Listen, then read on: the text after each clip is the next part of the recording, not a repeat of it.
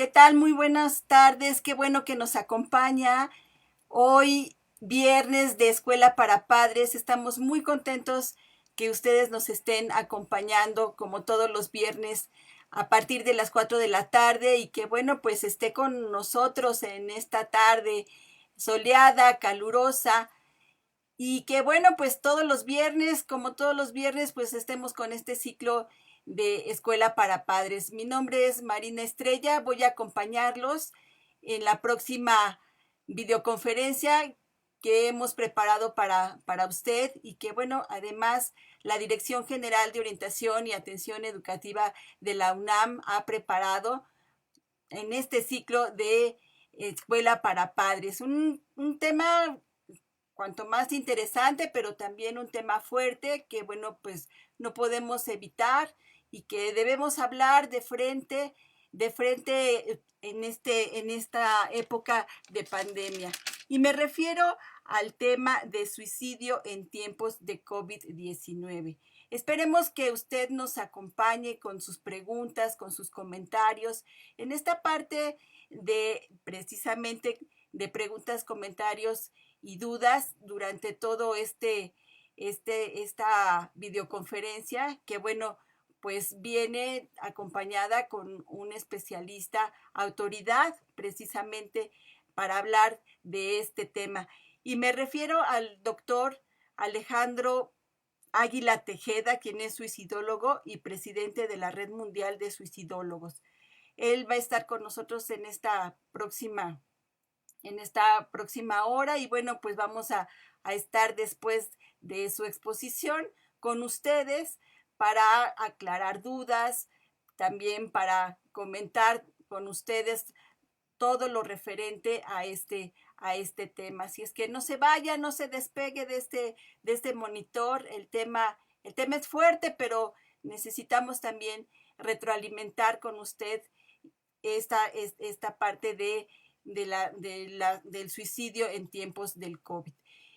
Me gustaría presentar algunos datos, su semblanza del doctor Alejandro Águila Tejeda. Él es fundador y director del Instituto Hispanoamericano de Suicidología. Es licenciado con especialidad en psicología clínica, maestro en psicoterapia psicoanalítica, es doctorante de psicoanálisis por la Universidad Intercontinental.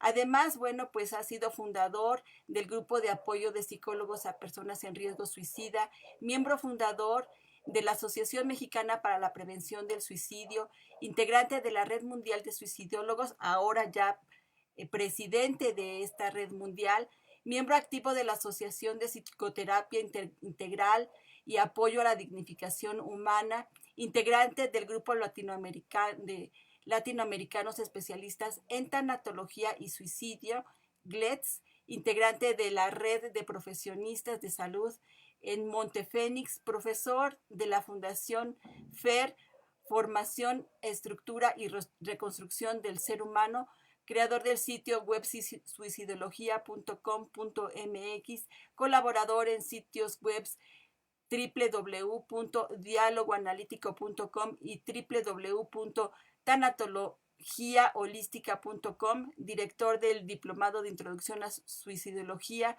director general de INISAC, Instituto Hispanoamericano de Suicidología, representante del Centro América y Caribe por la Red Mundial de Suicidólogos y afiliación a la AMESAD, Asociación Mexicana sobre Adicciones. Y bueno, pues ahora, como bien les decía, ahora él es presidente de la Red Mundial de Suicidólogos.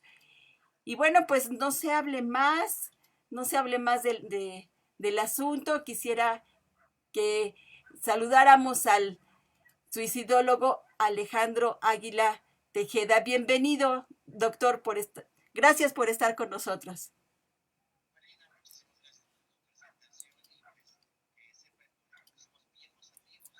Exacto, Alejandro. Bueno, él ha estado con nosotros en la dirección, colaborando desde hace, pues ya más de 10 años, más de 10 años, Alejandro.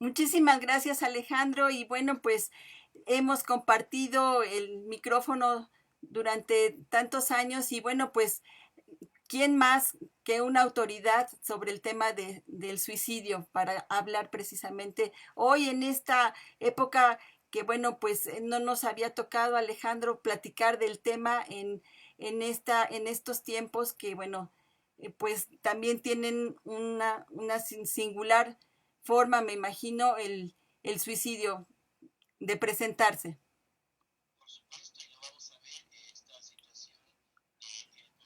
Transformado en muchas formas de nuestras conductas, hábitos, formas de sentir, de pensar, de actuar, pero la situación del suicidio se sumó precisamente, como lo verán en la presentación, debido a muchas condiciones y circunstancias que pues derivan depresión, ansiedad, trastornos adictivos y sobre todo la dificultad para abordar una condición humana que ahora es diferente y que pues sobre todo tenemos que saber abordarlo de forma más sana y de forma más productiva. Entonces esperemos que esta información sea útil para ustedes y daríamos una hora de presentación y el tiempo restante para preguntas y respuestas. ¿Es así? Así es, Alejandro. Vamos a tener una hora de preguntas y de respuestas también después de esta presentación de este tema. Y bueno, pues me están diciendo que ahorita tu audio no está muy bien. Vamos a seguir, vamos a seguir con esta charla mientras vemos aquí lo del audio. Si quieres, me podrías, si quieres, vamos a iniciar tu presentación mientras vamos haciendo aquí una adecuación de este audio. Con Vamos. muchísimo gusto y por supuesto siéntanse con toda libertad de que si se frisea la imagen por cuestiones del internet, sabemos que no es infalible y como ahorita que si el sonido de mi voz no es suficientemente nítido o continuo, pues me interrumpan para que podamos detenernos y repetir la información con muchísimo Muy bien. Bueno, pues entonces vamos a iniciar. Si quieres ir excelente, compartiendo pues tu... ya tenemos la presentación, este, e iniciamos nuestro tema, suicidios en tiempos de COVID.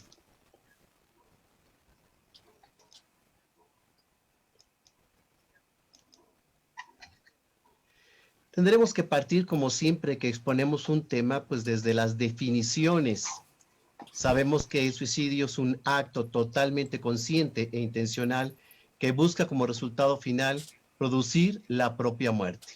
Esto lo establece Durkheim, un eminente sociólogo, y veremos que su aportación al tema es muy interesante porque hoy en día nos vincula con la situación social. Él, como buen sociólogo, decía que la sociedad influye mucho para que alguien decida quitarse la vida. También se menciona que el suicidio es un proceso dinámico de la interacción de los seres humanos con el futuro y su contexto sociocultural. Hay que remarcar la parte del futuro porque cuando se habla, como el día de hoy, de la condición del COVID, el futuro parece incierto cuando alguien es diagnosticado con esta condición o cualquier otra enfermedad que se considere terminal. Por supuesto que su visión del futuro cambia. Hablaríamos del suicidio consumado cuando deviene la muerte y el parasuicidio, diversas instancias que incluimos ideación, intento y el riesgo suicida. Todo esto es parte de lo que trabajamos, de lo que hacemos los suicidólogos. A manera de entender un poco a nivel global cómo está la situación del suicidio, la OMS nos menciona que casi 1 millón de personas se quitan la vida al año y más personas mueren anualmente debido al suicidio que a la suma de homicidios y guerras. Y aquí yo les agregaría que, para la sorpresa, a pesar de haber tantas muertes por COVID, pues no han superado el número de muertes a las de suicidio. Cada segundo un ser humano trata de suicidarse en algún país del mundo y cada 40 segundos un suicida cumple su propósito.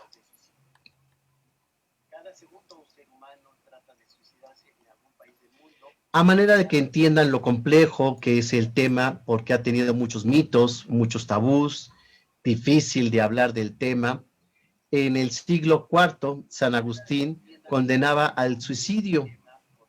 Para el siglo XIX, Esquirol ve el suicidio como un síntoma de locura y por supuesto se cometían muchas iatrogenias para quererle quitar a alguien esta locura o la piedra de la locura, como se llamaba en aquel entonces, porque alguien atentaba contra su vida. Posteriormente, ya para el siglo XX, David Phillips mencionaba que el suicidio se contagiaba. Entonces, al suicida había que alejarlo, había que confinarlo, había que alejarlo totalmente del mundo, porque podía entonces repetirse esta condición por contagio. Ya para el siglo XXI se condena el suicidio y es pensado, visto como una locura contagiosa, es decir, los manuales de psicología y psiquiatría hacían referencia a una condición de estar mal, de una neurosis, de una psicosis. Hoy sabemos que la condición más vinculada al suicidio es la depresión.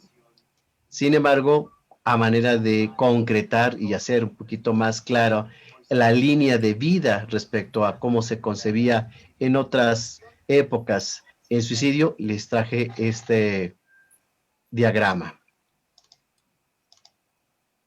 Sabemos que para el siglo XXI, más de 5 millones de personas en el mundo tomaron la decisión de acabar con sus vidas a través de suicidio, según lo estableció en el 2006 la Organización Panamericana de la Salud.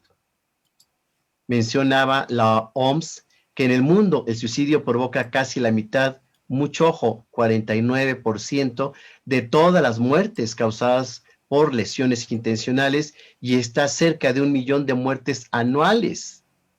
Esto es importante mencionar porque hay lugares donde no se contabiliza el número de suicidios. Inclusive más adelante verán que en México pues tenemos cifras, queremos pensar aproximadas, pero exactas es difícil tenerlas. Se habla de una tasa global de suicidios cerca del 14.5 por 100,000 habitantes. La estimación realizadas para el 2006 según la OPS y la OMS indicaban que para el año 2020 la cifra podría crecer a 1.5 millones de suicidios, lo que representaba un incremento del 50%. Igualmente hago referencia que ni el cáncer, ni el VIH, ni las epidemias, ni las enfermedades han incrementado tanto el índice de muertes como el suicidio. En México, el suicidio ya es la segunda causa de muerte en nuestros jóvenes adolescentes de 15 a 29 años de edad. La tasa anual de suicidios consumados se dice que es del 5.7% y que de no tomarse medidas preventivas para el 2020, las cifras aumentarían en este sector de la población.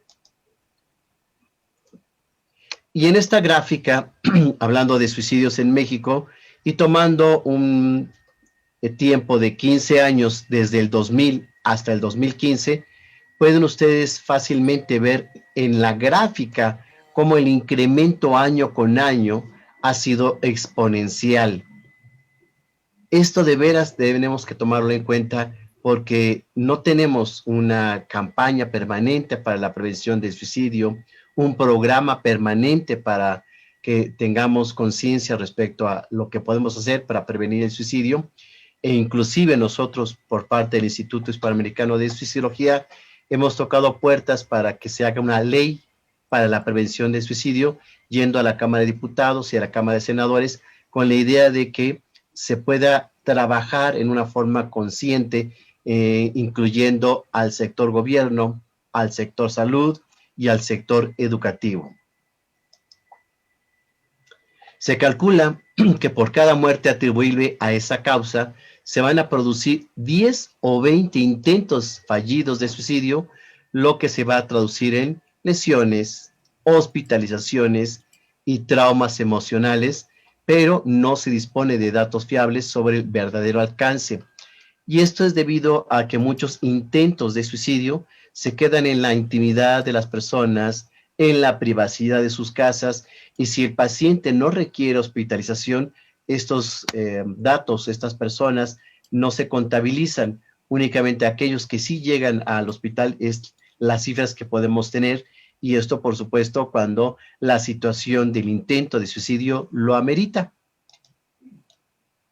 Las cifras oficiales con las que contamos en México sobre intentos de suicidio y suicidios son generadas de manera continua por el Instituto Nacional de Estadística, Geografía e Informática, INEGI, cuyos datos los recogen en las 32 entidades federativas de nuestra República Mexicana. Estas cifras se empezaron a cuantificar a partir de 1995. Idealmente lo debería reportar el INEGI al año. Sin embargo, el último informe que tenemos hoy en día es parcial y es del 2018, que más adelante se los mostraré. Cuando hablamos de intentos de suicidio registrados, creemos que las cifras y los datos son muy bajos precisamente por el punto que les decía, que muchos de ellos no llegan a hospitales.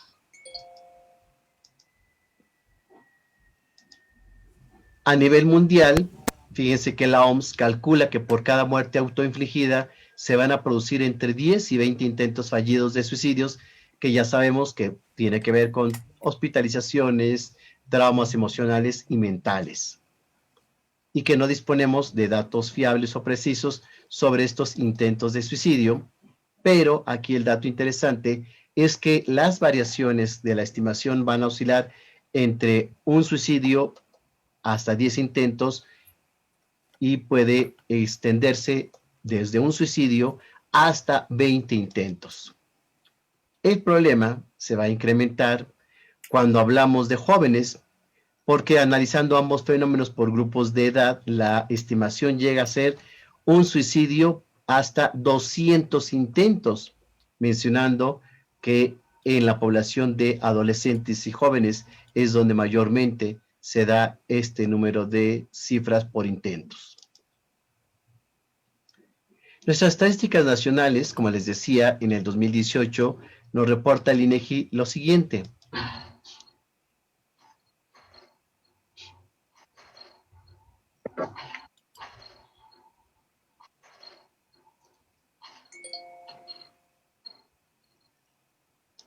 $6,710 casos.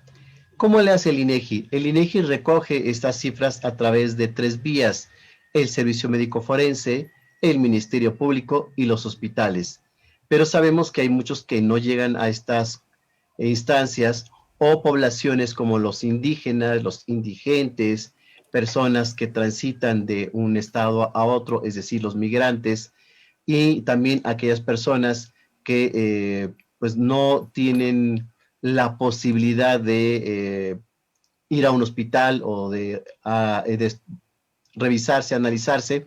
Por supuesto que no son contabilizados. Estos son únicamente las cifras y los números de quienes sí llegaron a estas 3 instancias. Cuando hablamos de la distribución porcentual de personas fallecidas por suicidio, hablando por supuesto de edad, aquí en este sistema PAI habla exactamente mayor porcentaje entre de 18 años a 29 años el 34%, de 30 a 59 años el 46%. Es decir, esta población de 18 a 59 años es la más vulnerable. Aquí nos preocupa porque son poblaciones jóvenes, son poblaciones que idealmente deben estar estudiando, trabajando, siendo productivas e inclusive iniciando en el campo laboral, o personas que de alguna forma son quienes educan, forman y están a su cargo menores.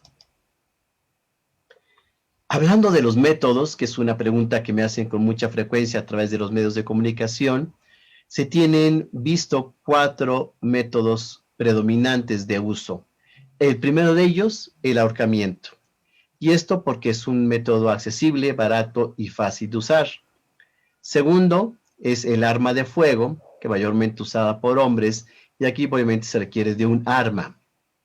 El tercero, todo lo que tenga que ver medicamentos, venenos e inclusive medicinas. Y aquí empiezo yo un poco a sugerencia con los padres, en donde todos los medicamentos sí tienen que estar bajo llave. Es frecuente que lleguen pacientes conmigo a consulta que intentaron quitarse la vida con medicamentos que encontraron en casa. Normalmente el paciente que decide quitarse la vida no va a la farmacia a comprar tantas cajas o tantas pastillas o cápsulas para quitarse la vida, normalmente las ve accesibles en casa, por ello la necesidad de que sean resguardadas bajo llave, e inclusive si el paciente por alguna condición médica está requiriendo algún tipo de medicina, esta sea controlada, vigilada y dosificada por el adulto o el cuidador, ya que también es frecuente que a través de que se le deje el medicamento al paciente, este sea el que se quita la vida o intenta quitarse la vida nuevamente con los mismos medicamentos que le recetaron. Entonces, mucho ojo, hay que resguardar los medicamentos. Y el cuarto método es el tirarse de un precipicio, aventarse de un edificio, subirse a una torre, a un puente, o como lo veremos más adelante, también es usado aquí en la Ciudad de México el servicio de transporte colectivo Metro como uno de los métodos también de uso frecuente para quitarse la vida. Esta situación de la tasa de suicidios a nivel República Mexicana en nuestros 32 estados, yo siempre digo que es como la casa de bolsa, de repente un estado está a la alza, de repente otro. Esta cifra que nos da el INEGI en el 2017 pone en los 3 primeros lugares a Chihuahua en primero, Aguascalientes segundo, Sonora en tercero. Sin embargo, como tratamos de llevar un seguimiento visitando a los estados, sabemos que normalmente va variando. Tenemos el Estado de México como uno de los estados que en cada año con mayor frecuencia está en primer lugar, aunque de repente suba Chihuahua o esté Aguascalientes. Inclusive Jalisco tuvo deshonrosamente este primer lugar durante varios años, y el Distrito Federal o Ciudad de México el día de hoy en tercer lugar. Y entrando en materia, ¿qué ha pasado con los suicidios en los tiempos de COVID? Hay un dato que yo deseo compartirles porque cuando iniciamos exactamente hace un año con esta condición y se empezaban a ver trastornos de personalidad como tensión, ansiedad, nerviosismo, insomnio, alteraciones en la alimentación, depresiones y muchas actitudes fóbicas, pues los medios de comunicación, el sector salud y sobre todo nosotros desde el campo de la suicidología decíamos que tendríamos que revisar qué había de fondo. Lo que encontramos es que de 100 mexicanos, 1 va a terapia. ¿A qué nos referimos? Llegamos a una pandemia que sorprendió al mundo, sorprendió a México y que tuvimos necesidad de reconocerla, identificarla, aceptarla y procesarla, pero que esto no estaba como fácil digerible, digo yo, en muchas personas cuando había una condición patológica de base. Entonces, si eran nerviosos, pues se hicieron más nerviosos, si eran ansiosos, se hacían más ansiosos, si estaban deprimidos, esta depresión creció. Entonces, somos un país que requerimos mucho de salud mental para enfrentar esta condición hoy en día COVID, pero más adelante cualquier tipo de crisis que pudiésemos tener que enfrentar. Para ello, la Secretaría de Salud reportó 2,130 casos de suicidios entre enero y junio del 2020. Es una cifra, insisto, de los que llegan al servicio médico forense o que son del hospital o del Ministerio Público, Sin embargo, sabemos que la cifra es mucho mayor, ya que en muchas ocasiones se les cambia el motivo de muerte o inclusive no se tiene claridad respecto a el tipo de muerte. Sin embargo, ya en una autopsia esto se puede clarificar. Veremos este video que me pareció importante porque fue de los pocos medios de comunicación que hablaron acerca del tema. Dura pocos minutos, 4 minutos, y nos da una visión general en cifras y estadísticas de qué pasa con nuestro país respecto al suicidio. Me dicen si lo ven.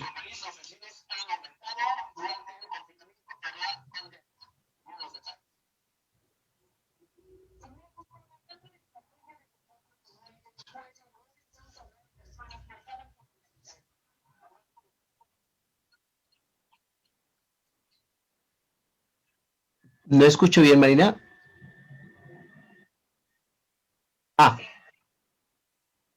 Con mucho gusto. Aquí lo que necesitamos es compartir sonido por computadora y repito el video para que se escuche completo. Gracias, Marina. En nuestro país los suicidios han aumentado durante el confinamiento por la pandemia. Miren los detalles. En México, la tasa de suicidio del 2019 fue de 9.9 personas por cada 100,000 habitantes. En este 2020, los casos han aumentado hasta un 43% debido a la pandemia. En este grupo de 20 a 25 años, los que más se suicidan son los hombres, 15.1 por 100,000 habitantes. Esa es una cifra muy alta. Si la compara con el de 4 por 100,000 de las mujeres en el grupo de 15 a 29 años, para hablar de las tasas hay que considerar los grupos de edad. Un aumento de 43% de casos de suicidio en jóvenes de 15 a 29 años. El temor al contagio, el aislamiento, la inseguridad financiera, pérdida de empleo, violencia intrafamiliar, la incertidumbre sobre el futuro, pero además la falta de detección de enfermedades mentales como depresión y ansiedad están causando este dramático ascenso de suicidios por la pandemia. Con mucha frecuencia el suicidio, que es este acto de quitarse la vida, ¿no? De la propia persona se quita la vida, está relacionado con trastornos mentales. Ese es el factor más importante, sobre todo la depresión, el consumo de sustancias, el intento previo, el intento en la familia, ¿no? El antecedente de intentos en la familia, los cuadros psicóticos como podría ser la esquizofrenia, la comorbilidad de depresión y crisis de angustia. Algunos signos de alarma del suicidio son que la persona manifieste que ya no quiere vivir, que mejor no hubiera nacido, que estarían mejor sin ella. Desinterés en actividades que antes le gustaban. Querer estar solo, estar triste, irritable o llorar con frecuencia. Consumir drogas o sustancias ilícitas. Obtener objetos o sustancias para quitarse la vida. Despedirse de las personas como si no las volviera a ver. La forma más importante de prevenir el suicidio es identificando y brindando atención al trastorno mental. Es muy importante evitar tener armas de fuego en la casa y vigilar, que otros objetos pudieran en un momento dado ser usados por el paciente. Otra manera de prevenir, además del tratamiento, pues es la hospitalización. Eso lo decide el médico. Para prevenir el suicidio, se puede llamar a las siguientes instituciones que aparecen en su pantalla.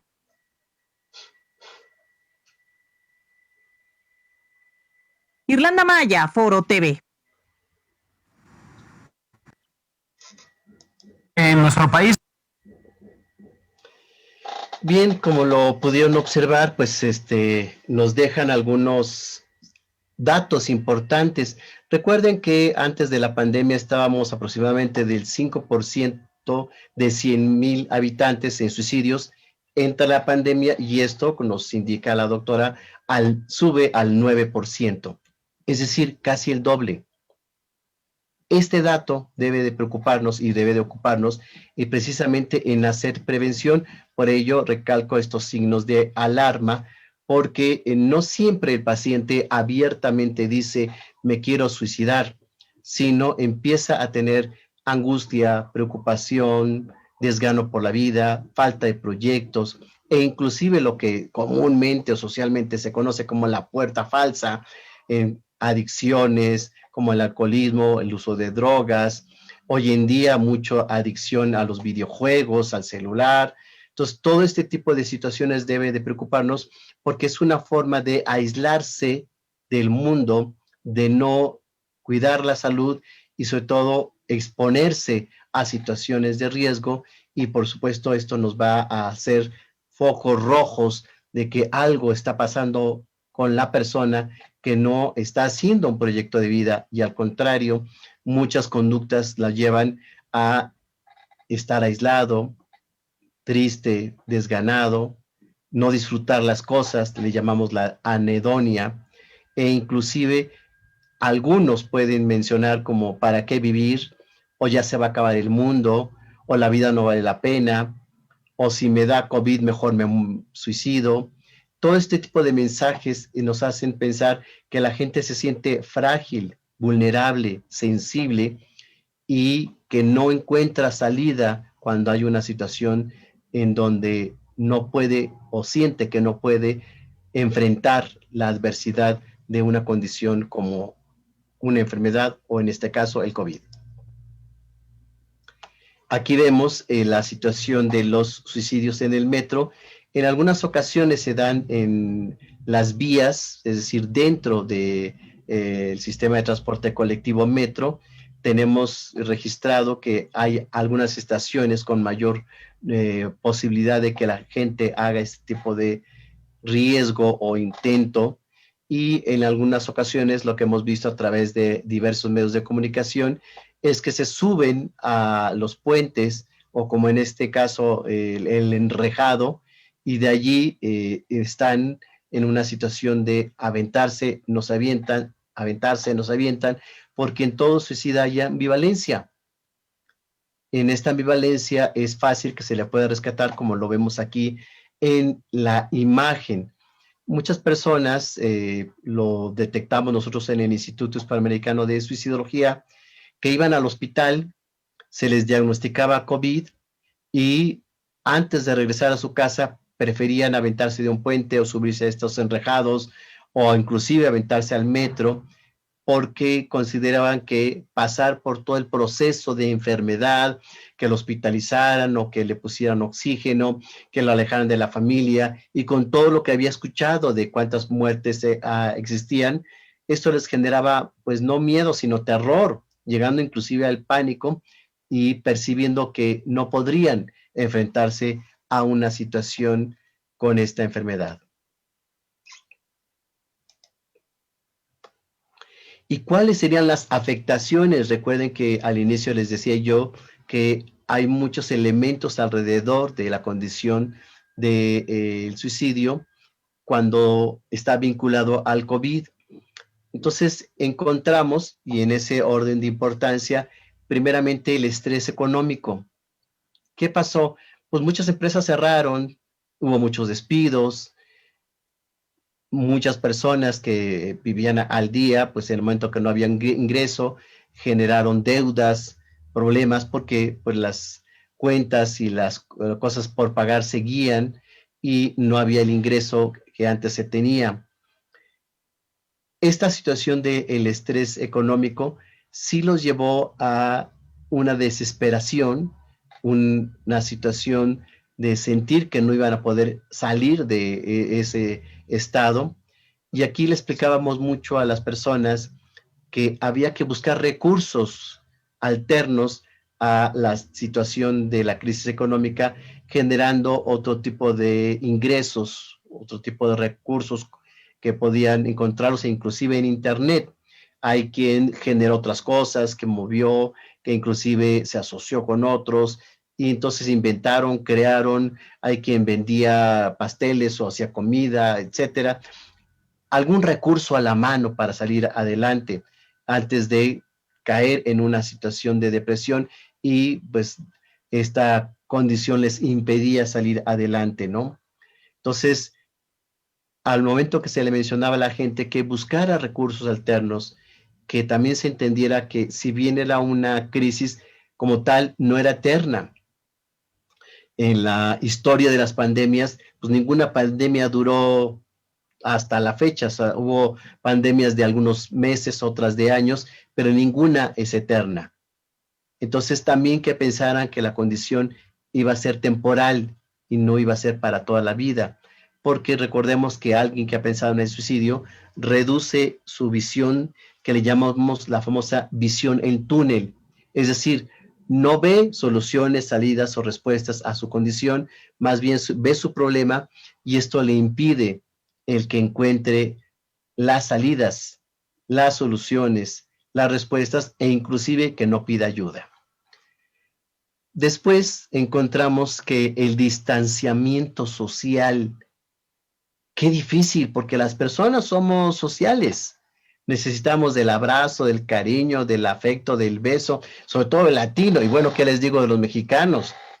Que somos muy dados a este beso, el abrazo, el contacto, el vínculo constante. Esto había que detenerlo de momento, había que transformarlo en un contacto virtual, pero no dejar de tener contacto. Muchos de mis pacientes jóvenes me decían que ya querían regresar a la escuela, que las primeras veces pues les fue bien rico de poder levantarse más tarde, o que todo fuera en casa, o que no hubiera el estrés de el traslado de casa a escuela o de escuela a casa. Encontraron algunas ventajas, pero con el tiempo la ausencia de este contacto físico con sus congéneres, pues sí les generaba una gran ausencia, vacío, soledad. Entonces aquí invitarlos a que pudieran hacer estos chats virtuales. Hay muchas plataformas gratuitas para ello, inclusive que pudieran realizar dinámicas, juegos, contactos, y esto de alguna forma iba a suplir parcialmente el contacto físico. Siguiente, las famosas barreras para la salud. ¿Qué pasó? Ustedes saben que muchos hospitales dejaron de hacer su función hospitalaria general para dedicarse al COVID. Entonces se redujo la posibilidad de tener acceso a hospitales por otro tipo de enfermedades que continuaban. Y esto, por supuesto, generó mucha angustia. Tuve pacientes que me decían, pues es que yo estaba programado para operarme y para tal fecha y debido al COVID, pues cerraron todas las operaciones. Pues es que me estaban dando mi medicamento y pues cerraron el hospital o lo transformaron en COVID y ya no están dando el medicamento. O es que yo tenía cita para seguimiento de mi enfermedad y pues hoy en día no me dan nueva cita. Todas estas restricciones que se dieron porque sobrepasaron la demanda de atención por COVID hizo que pues muchas personas también vieran mermada su salud física. Aunado a las famosas enfermedades físicas que ya se tenían como algo crónico y que pues al momento de la situación del COVID pues ya ni se podían medicar, atender y por supuesto mejorar, ¿no? Y el elemento que encontrábamos era la ansiedad.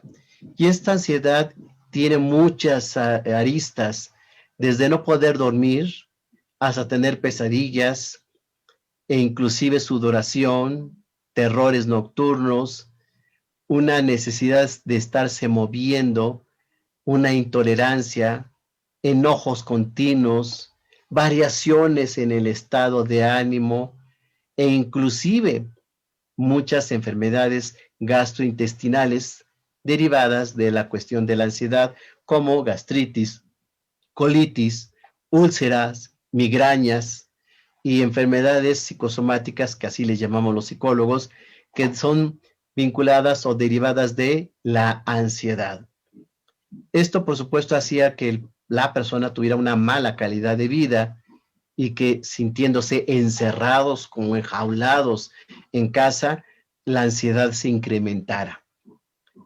Aquí la buena noticia para todas las personas es que la ansiedad es atendible, curable, tratable y que hay muchos métodos, no solo medicamentosos. Hay desde hipnosis a técnicas de relajación, mindfulness y muchas otras cosas que les pudimos compartir a los pacientes para que tomaran otros recursos y estos niveles de ansiedad disminuyeran. Para la prevención de esta situación del suicidio en nuestra sociedad, pues hay que buscar este contacto social. Insisto, si hoy tenemos que transformarlo en virtual, hacerlo así, pero no dejar de tener este vínculo. Buscar, fomentar, alimentar las campañas educativas en donde, pues, gracias a este espacio podemos también compartir esta información, fomentando, incrementando la salud mental. Esta tiene que ver con que el ser humano sea mucho más equilibrado en su funcionamiento diario. Mucha gente me dice, pues habla mucho de salud mental, ¿cómo es eso? ¿Cómo le hago? Pues si nosotros como seres humanos tenemos pues unos horarios establecidos, una organización de vida, pues más fácilmente tendremos un equilibrio. Las enfermedades físicas y mentales se dan por este desequilibrio. Estamos muy acostumbrados a trabajar muchas horas, a tener una actividad fuera de casa, y hoy en día que estamos en casa podemos reducir esos espacios muertos como era el tráfico, las filas, en los bancos, en las tortillas, en filas que a veces hacemos para todo. Eso se reducía y entonces teníamos como más tiempo y más espacio. Aquí podíamos alimentar nuestra vida con deporte hecho en casa. Había quien daba clases de gimnasia gratuitas a través de YouTube. Había quien daba también clases gratuitas para aprender un idioma o tocar un instrumento o algún oficio. Surgieron infinidad de cosas que virtualmente podíamos aprender. Entonces la idea era distribuir y tener los horarios, insisto, establecidos de despertarse, de comer, de las actividades, de dormir e inclusive el ocio. Se valía descansar, se valía echar la flojera, se valía tener estos espacios de recreo, pero insisto, organizados, distribuidos y establecidos a través de un horario continuo. Había gente que en los primeros meses, pues todo el tiempo andaba en pijama. ¿Para qué si no salgo de casa? Pues no, eso te va a llevar a deprimirte. O hay gente que decía, pues pues nada más tengo 2 horas de clase y los demás me voy a pasar jugando.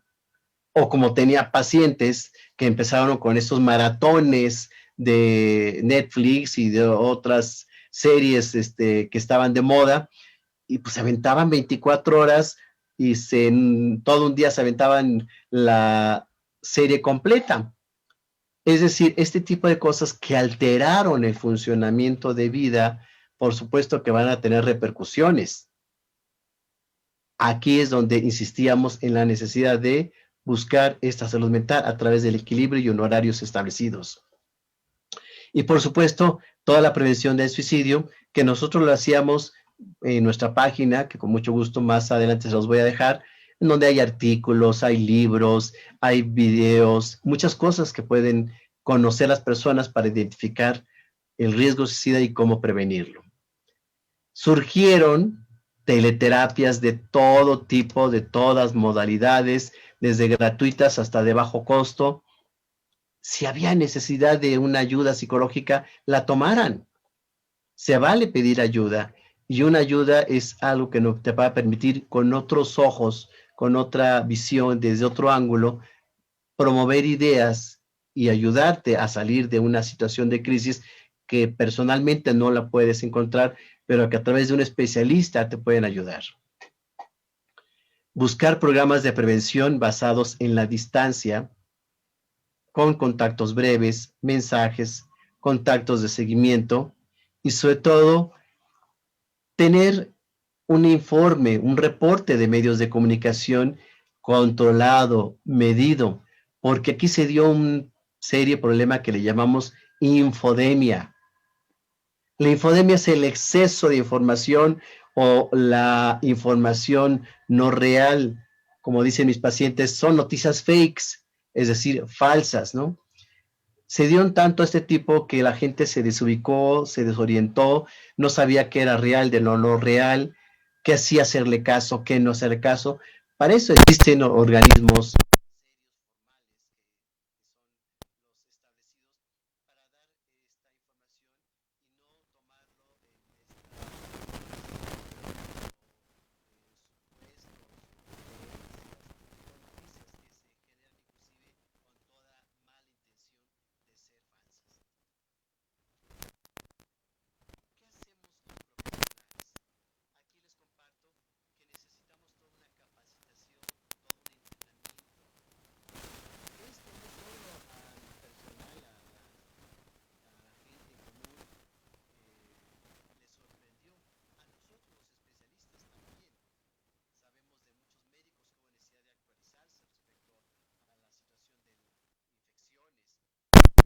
coronavirus era algo nuevo que había que aprender de él, y los efectos psicológicos que daban, pues por supuesto los especialistas requeríamos conocer, informarnos y entrenarnos y capacitarnos para brindar una ayuda adecuada. Para ello había que evaluar y monitorear a todos los pacientes. Yo les he preguntado a mis pacientes si esta situación del coronavirus afectó su vida y cómo afectó y qué efectos tuvo. Allí llevábamos un registro exactamente para poder ayudarles en las áreas en donde consideraban que más requerían ayuda. Por supuesto, generar planes de seguridad, adaptaciones en las teleterapias, educar a los pacientes y a los familiares. Recordemos que toda la educación tiene que partir de la información, de la orientación y de la ayuda. Y sobre todo ser voluntario que crea una conciencia. A veces de boca en boca podemos ayudar mucho, a veces con los familiares, con los amigos, con la gente que tenemos contactos, le podemos crear conciencia, porque inclusive al principio de la pandemia se decía que no era real, que esto era inventado, que iba a ser temporal, etcétera. Y a medida que pasó el tiempo y que pues se vio que era una situación que había que atender, enfrentar y que era real, pues esto se fue transformando y perdiendo en credibilidad. ¿Cuáles serían las pautas básicas para iniciar el contacto con el pacientes con posible riesgo suicida? Principalmente hay que ubicar a la persona en su dirección, ubicación. Hoy en día con el GPS es mucho más fácil lograrlo. Hacer este contacto de emergencia.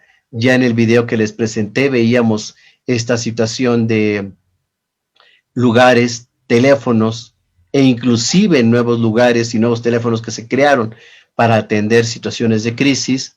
Siempre decirle al paciente que hay una privacidad e intimidad con respecto a su información y hay que mantenerse al teléfono con el paciente mientras se organiza ese rescate de emergencia. Yo les comparto que en lo personal tenemos a través del instituto un chat, tenemos un teléfono, tenemos un correo electrónico y las redes sociales para que la gente se contacte. Entonces había quien le era más fácil por Messenger o por WhatsApp o por correo. Es decir, agotar todas las redes y todas las comunicaciones que hoy en día, 2021, nos permite la tecnología para brindar este servicio y esta ayuda a las personas. Tuvimos que hacer adaptaciones para realizar una evaluación integral de riesgo suicida, en donde requeríamos ver los factores de protección, que aquí se los resalto en color anaranjado, y que se pueden enfatizar. Las razones para vivir en la familia, esperanza para el futuro, en los niños. Hay que ser disuasivos respecto al miedo a las lesiones o a las creencias religiosas. Hay que prestar atención a los factores protectores que pueden haber disminuido recientemente, ¿no? Y sobre todo preguntar sobre el aumento al acceso de medios letales, particularmente medicamentos como el Tylenol, medicamentos, etcétera. ¿Y cuáles serían los pasos? Y aquí les voy a compartir 5 muy fáciles como guía para hacer estos protección de seguridad. Hay que identificar las señales de peligro, como los mencionamos, a veces la conducta verbal de ¿para qué vivir? La vida no vale la pena. A veces de esta conducta no verbal de aislamiento, alteraciones en la alimentación o en el sueño. Paso 2, identificar las habilidades de afrontamiento interno que pueden distraer de los pensamientos suicidas y reducir las crisis teniendo en cuenta el acceso limitado a los recursos. Lo que encontramos aquí es que a veces el paciente tenía mucho tiempo libre, mucha ociosidad, no había organizado su vida, entonces esto no ayudaba porque esta ociosidad, como le llamamos, o este tiempo libre sin uso adecuado, pues generaba ansiedad y por supuesto incrementaba ideación suicida. El paso 3, había que identificar los contactos sociales que pueden ayudar a distraerse de una crisis suicida. Amigos, familiares, actividades, todo eso ayuda. 4, identificar apoyos sociales que puedan ayudar a manejar una crisis suicida, integrarlo a grupos de apoyo. 5. Identificar los contactos profesionales de emergencia que estén disponibles actualmente. Afortunadamente, cada vez tenemos más estas 24 horas de servicio a través de los teléfonos de emergencia. Y muy importante, proporcionar la línea de vida nacional de prevención de suicidio, que hoy tenemos como el 911. Y por último, hay que planificar para reducir el acceso a medios letales.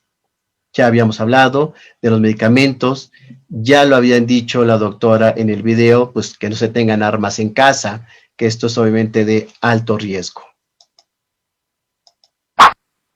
Sabemos que el suicida pretende alcanzar su propósito a corto plazo, en donde la ganancia es inmediata, a diferencia de otras conductas que ponen en riesgo su vida.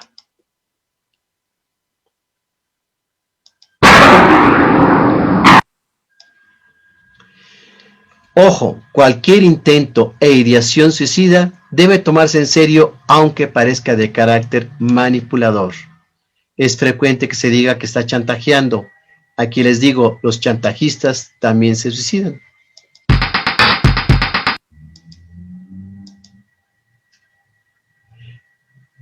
Veremos este video que habla exactamente de una persona en un estado de desesperación con intención de quitarse la vida y cómo actúan.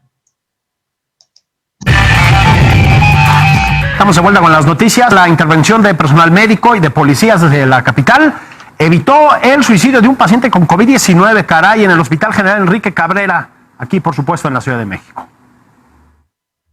Un joven de 29 años de edad con COVID-19 intentó privarse de la vida en el Hospital General Enrique Cabrera, en la alcaldía Álvaro Obregón, pero policías capitalinos lo impidieron. La Secretaría de Seguridad Ciudadana informó que el paciente presentó una crisis nerviosa, por lo que salió a las escaleras de emergencia y subió a la azotea desde donde intentaba lanzarse.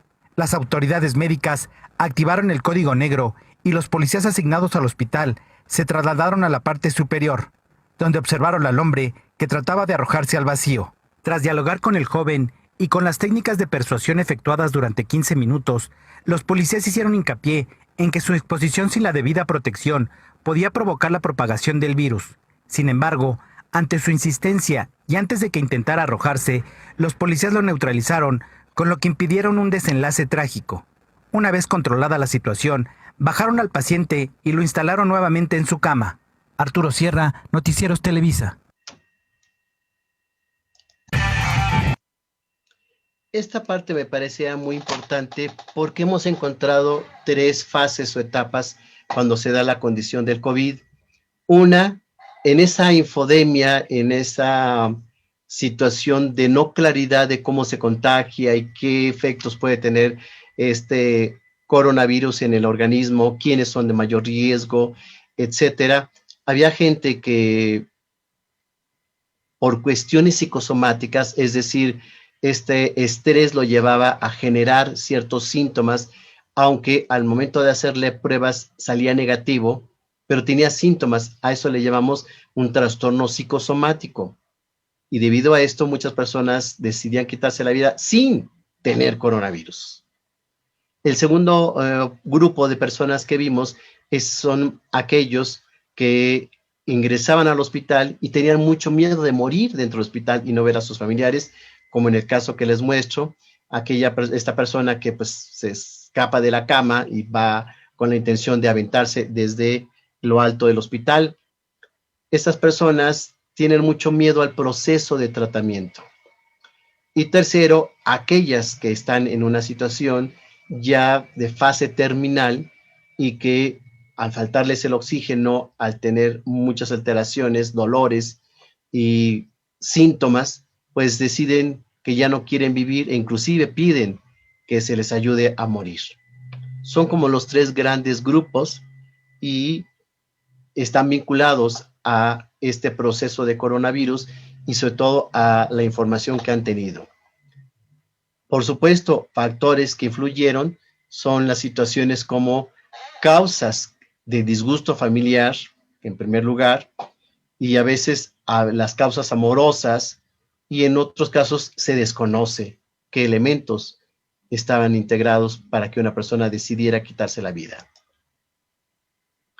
Con respecto a lugares en el caso del suicidio, se encontraron que el 88.8% fue en la casa habitación, siguiendo la vía pública y en tercer lugar, las cárceles.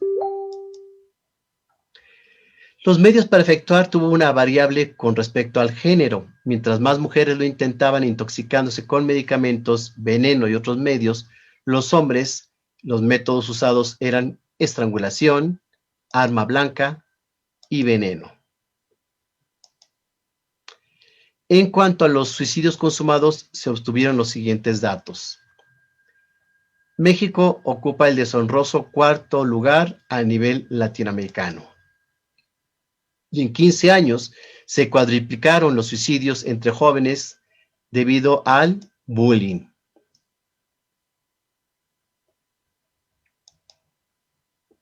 Y para ir cerrando y concluyendo, es importante que conozcamos que el suicidio no es una condición patológica primaria, que siempre se debe ser valorado en forma integral al paciente.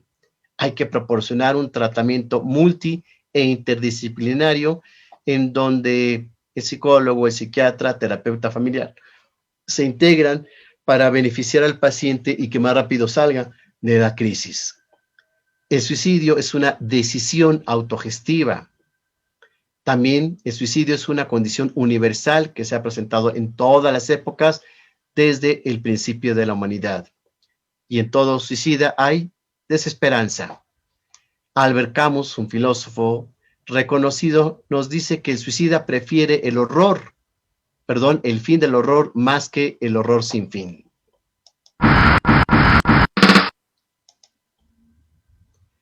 A manera de reflexiones y propuestas finales. A pesar de que se registran oficialmente 6.710 casos, no es considerado un problema de salud pública. Siendo la depresión la patología más asociada al suicidio, no está en la lista de enfermedades de mortandad en nuestro país. Y tampoco hay campañas de prevención de suicidio y mucho menos programas a nivel nacional para atender este fenómeno. ¿Qué nos ayuda? Publicar folletos, trípticos, manuales para saber qué hacer en un caso de urgencia por intento de suicidio o suicidio consumado. Este diseño que se realizó por parte del Instituto Hispanoamericano de Suicidología lo encuentran gratuitamente en nuestra página www.suicidología.com.mx. Es descargable, lo pueden poner en su celular, en su tableta, en la computadora y lo pueden compartir.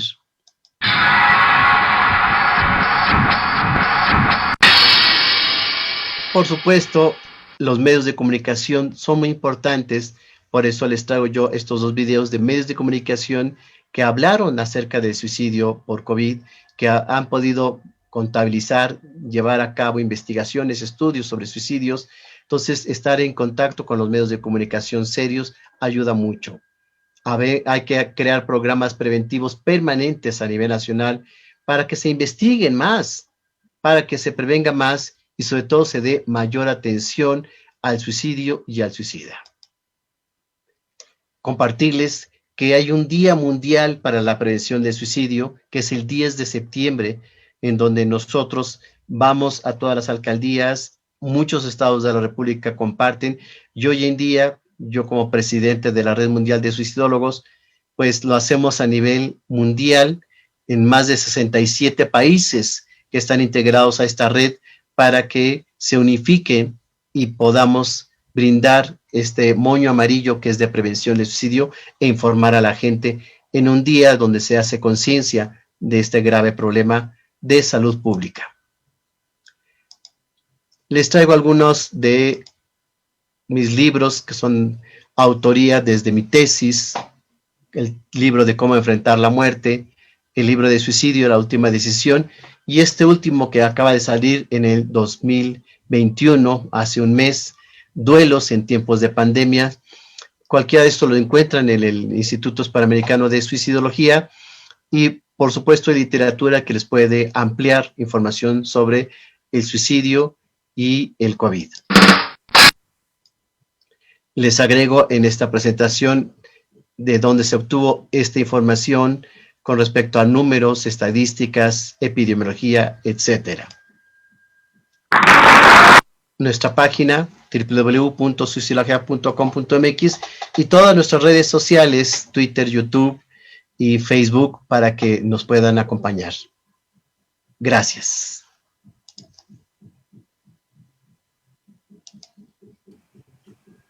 Muchísimas gracias, doctor Alejandro Águila, por su exposición. Bueno, pues tenemos datos pues realmente, bueno, pues preocupantes y más en aumento en esta pandemia de este tema del suicidio, y que, bueno, preocupan porque, bueno, pues hay otros factores que se están añadiendo a los que ya había. Teníamos ya cierto número, ciertas estadísticas antes de la pandemia, pero la pandemia ha venido a agudizar este tipo de eventos, y bueno, pues es realmente preocupante, pero además, al mismo tiempo, pues es también muy afortunado tener este instituto, tener vías donde las personas pueden apoyarse para que, bueno, este tipo de eventos sean, bueno, lo menor posible. Y bueno, pues agradecerle también el que nos haya hablado de estos, no solamente de estos números, sino de cómo identificar también a las personas que están tratando de cometer un suicidio, y que, bueno, pues es muy, muy importante que la sociedad sepa cómo tratar esos asuntos, ¿no? Y cómo hacer para que estas personas sientan algún apoyo. Tenemos algunos comentarios, doctor. También tenemos papás que nos están siguiendo en este momento, jóvenes del bachillerato de la UNAM que también están muy pendientes de esta transmisión. Y bueno, pues tenemos aquí el comentario de Alma González, que nos dice: ¿cómo ser empático con los adolescentes para evitar un evento así? ¿Cómo acompañarlos? ¿Cómo estar con ellos en este tipo de situaciones? Mira qué buena pregunta, porque probablemente con los adolescentes hay que ser muy cautelosos. El adolescente, yo digo que habla poco con los papás, pero mucho con los amigos. El adolescente normalmente hay que traducir sus acciones en palabras, porque no es muy dado a veces hablar, sobre todo en familia. Sin embargo, respondiendo a la pregunta, ¿qué hacemos? Siempre es más importante escuchar al adolescente que decirle cosas. Estamos muy acostumbrados a que queremos adoctrinar al adolescente, enseñar al adolescente, educar al adolescente, y la verdad es que esto satura mucho a nuestros jóvenes. Entonces, algo que sirve mucho y por lo cual hemos sentido gran éxito en la terapia es porque es un espacio de ellos, es un espacio privado, es un espacio donde pueden hablar de todo lo que quieran, que pueden expresarse y son escuchados sin ser juzgados. Ese sería como el principal tip que yo compartiría. Si a un adolescente le dices, no hagas eso, estás loco, ¿cómo crees? Y eso está mal. Todas esas partes de juicio, de crítica o de censura alejan al adolescente. Hay que ser empáticos en esa necesidad de escuchar, y más que juzgar o criticar lo que piensen o lo que deseen hacer, es preguntar el por qué, para qué. Estas dos preguntas nos van a ampliar más la información. Entonces, si un adolescente nos dice que quiere iniciar su vida sexual, por ejemplo, y decirle, no, estás muy chiquito, no, de esa edad no, hay que esperarse, mejor, por supuesto que ya no nos va a seguir platicando. Hay mejor que explorar, bueno, qué piensa de esto, cómo sería, en dónde sería, qué espera de ello, es decir, explorar todo lo que nos puede compartir el adolescente antes de limitarlo o juzgarlo, y de esta forma podríamos conocerlos más, entenderlos más y ser más empáticos. También tenemos, Gustavo Falcón, una pregunta: ¿cómo saber cuándo es un chantaje en una persona que está en esta situación y cuándo saber que realmente quiere cometer un suicidio? Bien, oye, pues qué buena otra pregunta, porque como mencionaba yo anteriormente, se piensa que el chantajista no se suicida. Mira, lo que nosotros hacemos es que no juzgamos si es o no chantaje. Esto finalmente es un adjetivo, es un calificativo que se hace a una conducta. Lo que yo puedo compartirles es que para la acción suicida hay 3 elementos o 3 condiciones. Primero se piensa, después se pone en riesgo y después se actúa. Si alguien lo está diciendo con chantaje o sin chantaje, ya está en el primer paso y hay que explorarlo. El hecho de juzgarlo, que solo lo estás haciendo por chantaje, o que de plano nos diga, es que si no me dejan salir me suicido, ese tipo de cosas, por supuesto, que desde los padres, de los tutores o educadores, pueden considerarlo como un acto de chantaje. Hay que explorar lo que hay detrás, porque si esta situación se está presentando con frecuencia, lo que vamos a encontrar es que no la estás pasando bien y sí tiene un concepto en donde el suicidio es una solución. Tenemos también aquí el comentario de Gis Al, quien dice: ¿quién me puede ayudar con mi hijo que ya tuvo un intento de suicidio? Con muchísimo gusto dejamos los teléfonos del instituto, el 55 46 31 33 07. Si nos llaman, pues con gusto le damos una cita. La idea es evaluar, porque lo que hacemos es determinar el riesgo. No todos los suicidas están en el mismo nivel de riesgo. También Nayeli López nos dice: ¿hay grupos de apoyo para adolescentes que hayan pasado por algo así? Sí, y qué bueno que nos preguntan, porque el proceso de terapia es el siguiente. Aquellas personas que intentaron quitarse la vida necesitan una atención en crisis. Pasando la crisis se da una terapia. Ya que el paciente está nivelado, equilibrado, con un funcionamiento más adecuado, con menor riesgo, se le invita a que participe en grupos que son grupos de apoyo continuo. El paciente ingresa y egresa en el momento que quiere. Aquí lo importante es que pueda identificarse con otros adolescentes que lograron superar esta situación de crisis. Igualmente, que nos llamen a los teléfonos del instituto, hacemos la evaluación y si el paciente es candidato, pues lo integramos a los grupos. Baruch Cuevas, muchas gracias por la información. Elizabeth Montaño, ¿tiene que ver el suicidio con el modelo de crianza? Decimos que sí. ¿Qué pasa? Recuerden que el acto suicida tiene que ver con un acto de impulsividad, de no ser muy reflexivo y tener poca tolerancia a la frustración. Estos elementos son los que integran en una educación o una formación en donde los padres no fueron lo suficientemente buenos para poner límites, para contener el enojo, para entender la frustración del niño, y probablemente este tipo de respuesta por parte del adulto hicieron que el niño, al momento que algo no está bien, pues entonces las cosas no valen la pena, la vida no vale la pena, y la decisión de quitarse la vida es porque no se hizo las cosas o no se obtienen las cosas como el menor lo desea. También Ana Fregoso, gracias, es de suma importancia el tema.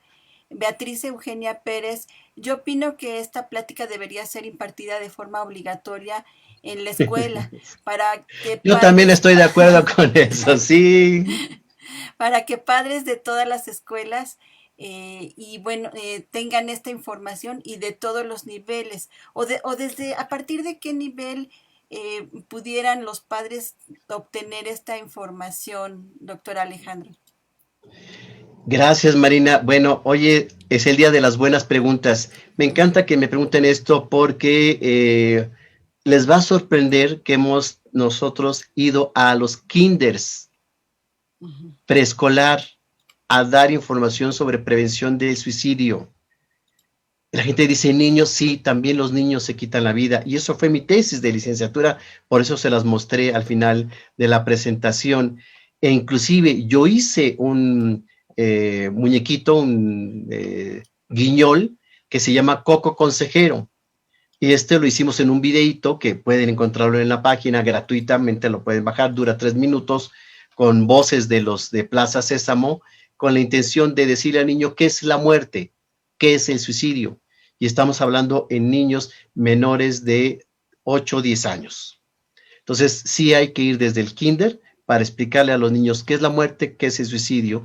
Y créanme que las respuestas y las preguntas de los menores a veces son mejores que las de los adultos. ¿Qué fue lo que encontró, doctor, con los niños de preescolar? ¿Qué es cómo ven ellos este tipo de temas? ¿Les asusta? O bueno, pues lo toman no con tanta seriedad. ¿Cómo vio usted en su tesis esta reacción de los niños? Es bien interesante porque sabemos que por etapa del desarrollo, un niño menor de 7, 6 años concibe la muerte como un acto reversible, así como en las caricaturas, que va el coyote, se cae el precipicio, pero sale polvo, nada más se sacude y sigue corriendo, ¿no? Así concibe el niño la muerte como algo reversible, como que te mueres, pero al rato estás vivo. O como que te mueres, estás dormido y luego despiertas. Entonces, necesitamos explicar al niño que la muerte es algo definitivo y que si el papá, mamá, abuelito, amigo, hermano, quien se haya muerto, ya no va a regresar, que es algo definitivo. Y por supuesto, enseñarles de acuerdo a la edad, a las palabras, la forma en cómo debe de hacerse el proceso de despedida y duelo por muerte. Y en mi tesis encontré 2 cosas muy curiosas. La primera de ellas es que tiene mucho que ver cómo el entorno le enseña, es decir, hablando de la familia, la situación de la muerte al menor. Y 2, que el niño absorbe, es unas esponjas, detecta más lo que ocurre en el medio ambiente de lo que la gente cree. Ocultarle las cosas a los niños como la muerte o como una enfermedad o como un divorcio no ayudan en nada porque el niño percibe, siente, escucha y hace un proceso a veces distorsionado porque lo hace de acuerdo a los recursos intelectuales de desarrollo que tiene. Entonces, por eso el adulto debemos informar y orientar al menor respecto a todos estos temas, los que hoy nos compete, suicidio, pero puede ser muerte, puede ser divorcio, o puede ser cambio de casa o de escuela, etcétera. Qué interesante, doctor, bueno, saber esta respuesta de los niños y de cómo tomar o cómo ver el tema en cada uno de los niveles en los que se encuentran los chicos para darles información. Y bueno, también es importante no solamente que a partir de los papás, sino también de las instituciones abran este tema que es tan importante, sobre todo en niveles de bachillerato, de licenciatura, de jóvenes que, bueno, que con algunas situaciones o temas de desesperanza piensen que no hay salida. Y sí hay salida, ¿verdad? Por supuesto, e inclusive es curioso cómo independientemente del problema sea chico, mediano o grande, cuando lo compartimos con alguien, la otra persona tiene otra visión, no está en crisis o en nuestros zapatos de crisis y sí puede darnos otras salidas, otras respuestas y ampliarnos la gama de soluciones que no encontramos. Recordemos que tenemos pues una inteligencia limitada, una experiencia de vida limitada y además si a esto le agregamos que la situación de crisis merma la capacidad intelectual, pues no decidamos en crisis y siempre que estemos en una condición de este tipo, la ayuda va a servir muchísimo. También tenemos la pregunta de Sara Garduño. ¿Cómo abordar el suicidio en niños y niñas cuando ya lo expresan y lo comentan con la familia o conocidos? ¿A dónde canalizarlos cuando un niño o una niña aborda estos temas? Cuando el niño ya lo está hablando, e inclusive los psicólogos lo vemos que, aunque no lo hablen, a veces lo plasman en dibujos. Si detectamos estas condiciones, aquí, insisto, explorar qué piensas del suicidio, cómo crees que es la muerte, cómo se te ocurrió esta idea, qué fue lo que, o de dónde obtuviste esta información, porque recordemos que los niños de hoy no son los niños de otras décadas. Hoy el niño tiene acceso a videojuegos que hablan de muerte, a caricaturas que hoy en día hablan de muerte y de suicidio, y que el tema está mucho más abierto que en otras décadas. Por ello, necesitamos explorar de dónde el niño obtuvo esta información y ya con ello poder darles una información más certera. Si como adultos o como educadores no tenemos los recursos, los elementos, que nos llamen. Nosotros tenemos cursos para niños, tenemos pláticas, tenemos videos. Entonces, de esta forma los apoyamos. Marta Silvia dice, gracias por tratar este tema. Se necesita mucha información. Mi pregunta es, en un adolescente que ya intentó suicidarse, ¿la mejor opción es el internamiento en un hospital psiquiátrico o hay otras alternativas? Hay que evaluar. Yo sugiero que antes de decidir si se ingresa o no a un hospital psiquiátrico, requerimos saber exactamente el nivel de riesgo. No todas las personas requieren un internamiento en un hospital. Hay, inclusive la Organización Mundial de la Salud estableció un semáforo que tenemos los suicidólogos. Así como el semáforo de COVID, pues tenemos un semáforo de suicidio. Es el especialista quien, a través de una entrevista y de una valoración, da la opción de si es necesario internar al paciente para su protección. Y aquí mucho ojo, muy importante, cuando se interna al paciente hay que darle información. No se le está internando porque esté loco, no se le está internando porque sea peligroso, o no se le está internando en muchos casos para castigarlo, sino para cuidarlo, protegerlo, y porque hay una condición emocional. Entonces, sí es necesario informar al paciente cuando se le va a ingresar, pero antes de que se haga una valoración por un especialista suicidólogo. Así es, porque, bueno, pues el hecho, bueno, ya de sufrir esta situación, bueno, pues yo creo que haría que las personas o los familiares que estén junto a estas personas buscaran ayuda, pero entonces no es la única solución un hospital psiquiátrico. También hay otras opciones. Así es. Tenemos también aquí el comentario de Sandra Simonel Pimentel. Dice, ¿puede alguien que ya esté en tratamiento por intentos de suicidio previo engañar a su terapeuta diciéndole que va mejor y no es así, ahora con la modalidad de apoyo a distancia? Fíjense que esta situación es algo que he escuchado con frecuencia.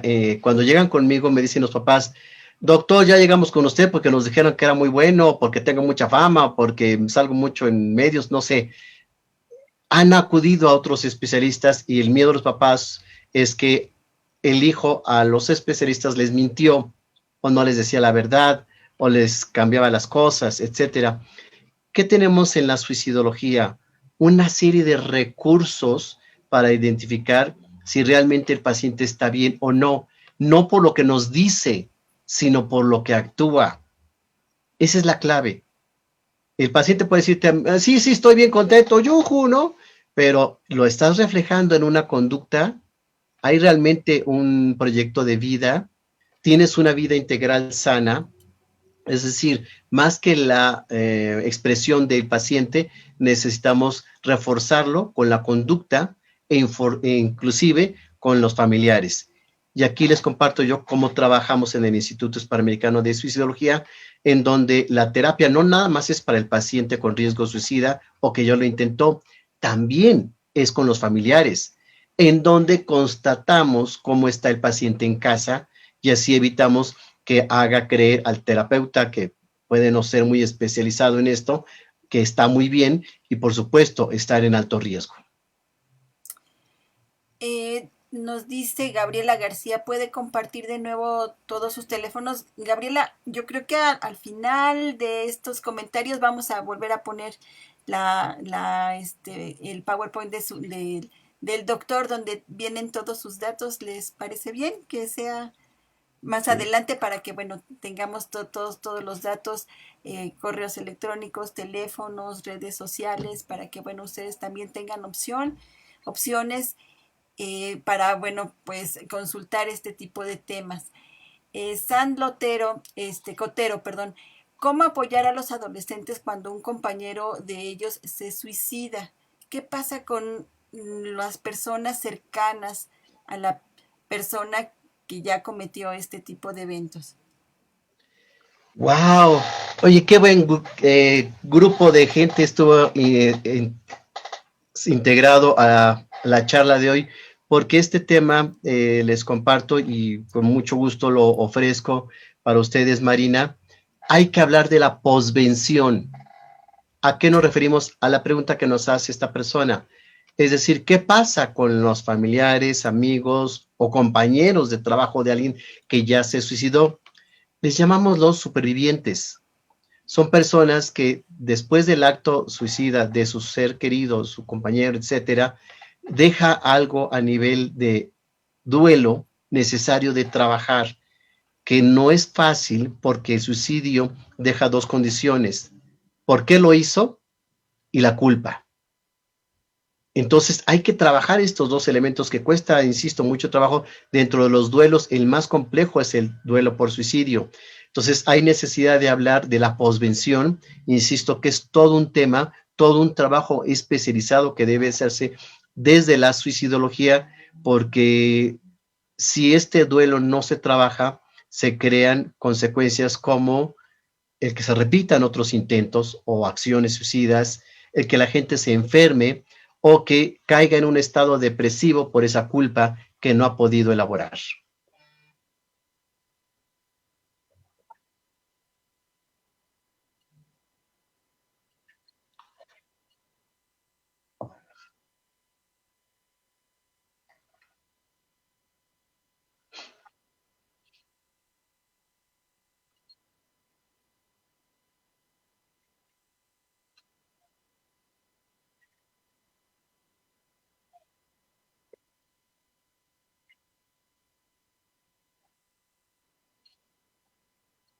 Sí. Sí, obviamente estas características tienen que ver con el duelo, tienen que ver con la situación de la depresión y tienen que ver con muchas cosas no resueltas. Yo digo que cuando alguien se suicida es como una pieza rompecabezas que sale, entonces no se puede completar y esto genera mucha incertidumbre.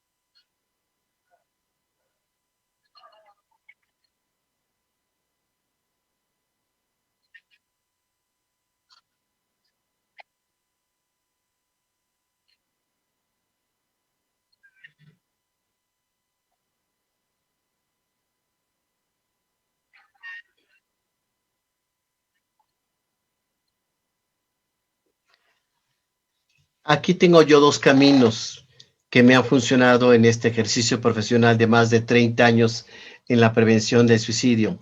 Cuando el adolescente no quiere ir, que aparte es frecuente, lo principal es decirle al adolescente, acude una vez y a partir de esta sesión tú decides si continúas. Esta fórmula que se puede negociar con el adolescente me ha llevado a que de 10 adolescentes, 9 se quedan. ¿Y por qué se quedan? Porque entienden que ese espacio es para ellos y que el más beneficiado es él y que no van a ir para darle gusto a los papás, van a ir porque van a trabajar cosas de ellos. el enganche, la empatía, la experiencia ayuda mucho del especialista para que enganchar a el paciente a que se quede a terapia. Y dos, cuando definitivamente ni siquiera a la primera cita quieren acudir, sí que acudan los papás. Esto se puede hacer lo que llamamos el monitoreo, es decir, la exploración de qué ocurre con el menor, que normalmente está enojado, para que a nivel de orientación, información por parte del especialista, a los padres se les diga qué sí pueden hacer y qué no pueden hacer. Porque aquí el primer tip, y mira qué bueno que estamos en escuela para padres, los padres siempre tienen el poder, sienten que lo han perdido, pero créeme, Marina, que los papás tienen el sartén por el mango, y se los he dicho a todos. ¿Por qué? Porque están educando, porque tienen la posibilidad de negociar con ellos. El adolescente necesita muchas cosas, dinero, permiso, orientación, y todo eso lo pueden proporcionar a los padres, nada más que hay que saberlo cómo administrar. Entonces, si el adolescente no quiere ir, que acudan los padres y siempre les damos un apoyo para manejarlo de mejor forma. Olga Manandés dice, ¿cómo manejar adecuadamente un intento de suicidio en la escuela? Se suscitó entre clases y se logró evitar el desenlace y también el lanzamiento de uno de los chicos desde el tercer piso, pero el alumnado que se percató quedó en shock. Los profesores y el personal generaron contención con ellos. Sin embargo, el estrés generado a raíz de ello quedó en el aire. Hacemos en 3 niveles la intervención, Marina. Primeramente, hacen bien las autoridades en querer dar a contención, pero decimos zapatero a tus zapatos, es decir, que sea el especialista el que dé esta contención y esta orientación. Entonces, cuando hay una acción suicida dentro del campo escolar o laboral, hay necesidad de trabajar con las autoridades para informar y orientar, obviamente con los educadores y también con el grupo. Y esto se hace subdividiendo por grupos más pequeños para que cada persona que integra en este subgrupo pueda expresar qué sintió, qué percibió, qué opina respecto al hecho y que puedan hacer una especie de catarsis. Y en esta evaluación y en esta dinámica que se detecte por parte del especialista quiénes de los que vivieron esta situación quedaron más afectados y requerirían una atención individualizada. Pero repito, autoridades, por supuesto, el personal educativo y los involucrados. Gabriela Cabrera, en estos momentos he tenido contacto con 2 suicidas potenciales. Me gustaría, por favor, volver a dar los datos de espacios de estos espacios y a dónde recurrir en Ciudad de México. ¿Qué le podríamos decir a esta maestra que está con alumnos que tienen esta problemática, doctor? Sí, con muchísimo gusto les vamos a dejar el correo electrónico y esto administramos por agenda estas pláticas que damos, muy importante que son gratuitas a todos los escuelas, ya sea kinder, primaria, secundaria, preparatoria, universidad. Entonces nos mandan un correo a info@suicidología.com.mx y de esta forma vemos en dónde está ubicado el colegio, qué horarios, qué disponibilidad para hacer un acuerdo y con gusto ahí estamos.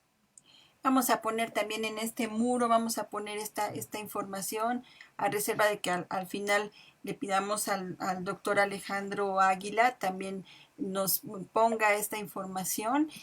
Vamos a dejar también en este muro esta información para todos aquellos que están viviendo en este momento este tipo de eventos y que requieren de una ayuda, de también, bueno, pues un apoyo en este tipo de eventos. Beatriz Eugenia Pérez dice, yo en mi experiencia con un familiar suicida y trabajar con adolescentes de nivel preparatoria, es necesario que nos informemos qué es el suicidio, cómo prevenirlo y qué mejor que tomar diplomados, cursos, pláticas, certificaciones. Dice, yo les recomiendo mucho el Instituto de Suicidología. Ella yo creo que fue su alumna, doctor. Gracias. También dice, es Lolis Sánchez, ¿es el cutting un paso previo al suicidio? ¿Por qué suceden este tipo de eventos? Hijos, como que van surgiendo temas necesarios de platicar en Escuela para Padres. Yo les recomendaría, tengo un artículo que así le denominé, ¿es el cutting un acto suicida? Y le resumiría respondiendo a la pregunta que nos hacen.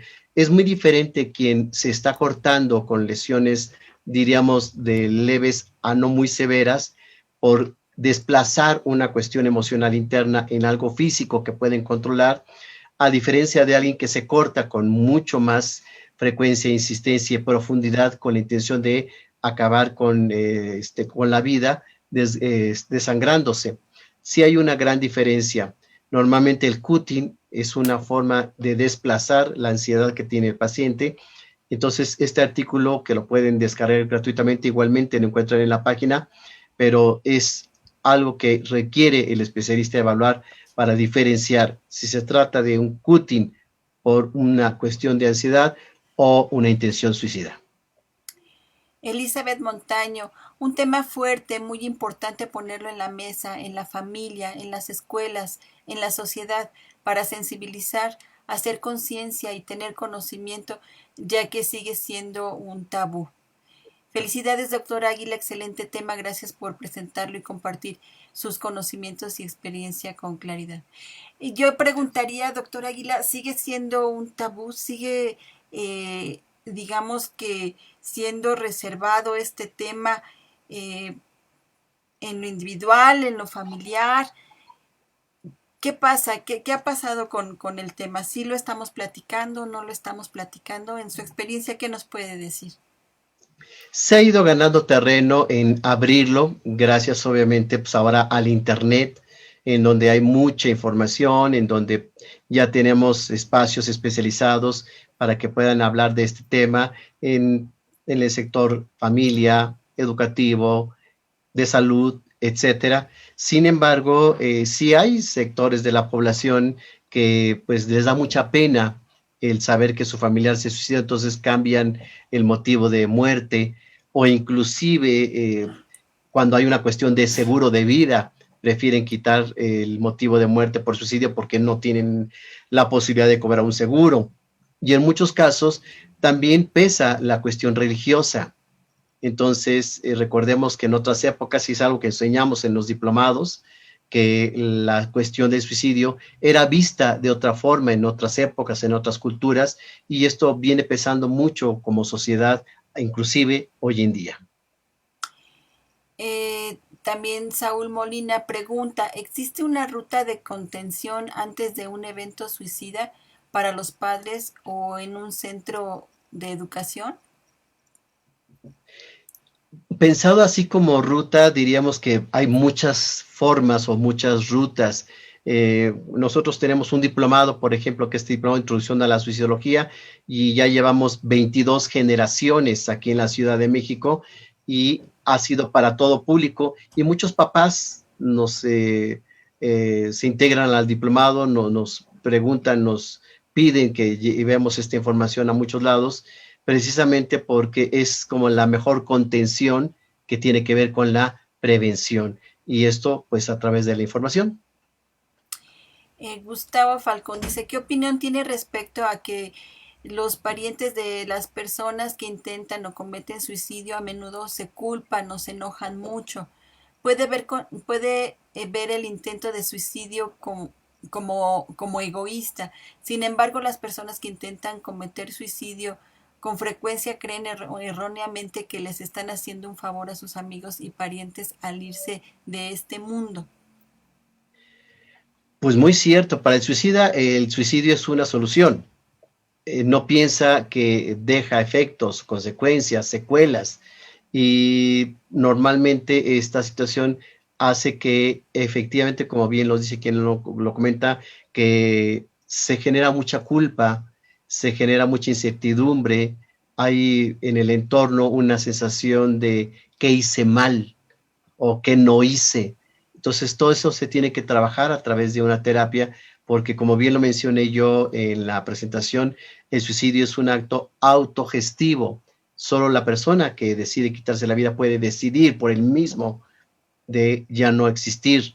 Entonces, la influencia que pueda tener el entorno no es forzosamente la que lo lleva a la muerte, sino puede sumarse únicamente. Jos Ramírez dice, excelente charla, doctor Alejandro, muchas gracias por compartirnos su conocimiento. Defi Ubajo, muchas gracias por compartir, doctor Alejandro. Gabriela García, gracias, doctor, por todo su tiempo y trabajo. Excelente. Sandra Simonen dice, no conozco a nadie cercano con este problema, pero ahora, después de esta plática y siendo madre de 2 adolescentes, siento que es muy importante estar alerta. Y esta plática me ayudó mucho a conocer al respecto.